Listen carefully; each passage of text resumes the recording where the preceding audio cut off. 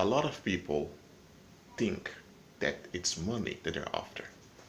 I'm talking about those people who have this mindset that they want to get rich, you want to get rich.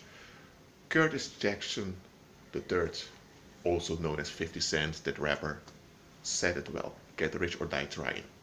That's the mentality a lot of people have. I cannot give statistics how many of them have that way of thinking, but many do. Let me just reveal something to you. It's not really a revelation, I've spoken about it earlier. What those people are really after is power. It's not money they're after, it's after power. Because they have this thinking that more power means more safety. More power, things will be easier, that their problems are solved and they will be at ease. That money is just a representation, that it's just a token of power. Once you have a lot of money, and then once you have a lot of that paper, they realize it's just paper. It's then they will really realize it. And okay, I want to just explain to you that power in itself, there's nothing really wrong with it yet. And power, with an ability to do something.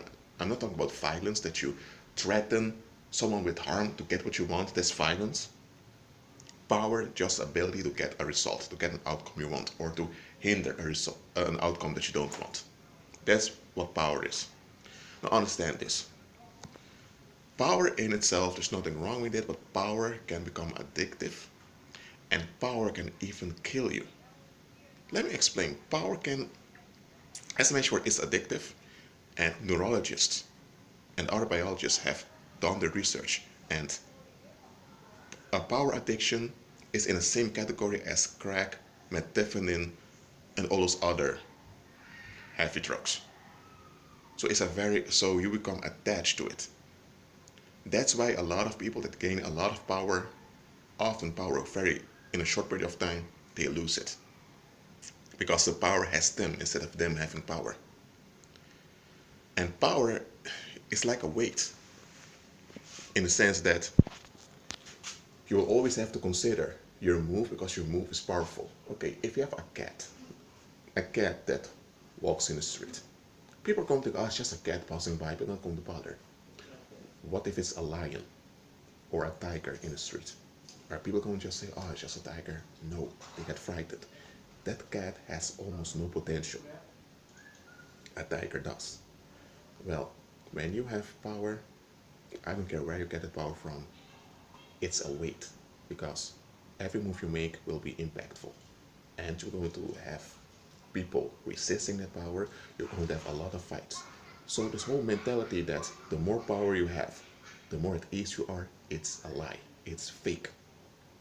All evidence, or empirical evidence, even many fiction stories, prove that the more power you have, the more troubles you will face. Yet people have this fantasy that if they get more power, they're going to be at ease. Not true.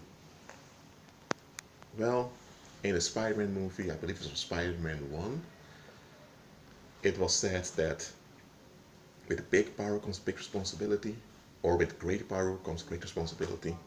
Let me rephrase that. With big power comes big fights.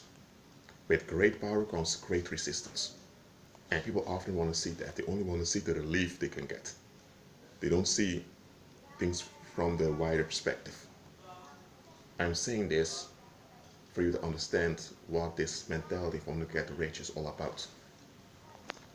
Let me just reveal one thing to you. You getting power is not going to stop people from being negative towards you.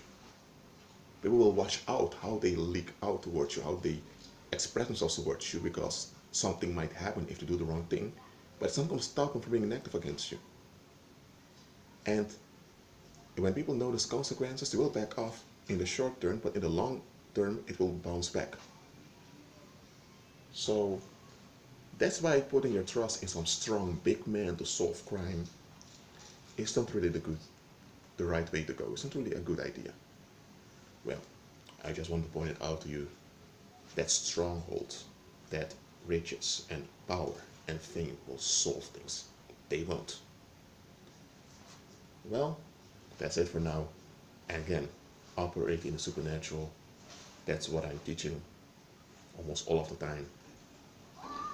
And I really can't understand why people would refuse supernatural, but okay. Enough for now. I have to go now. Remain in Christ, agree with Him, and be at peace.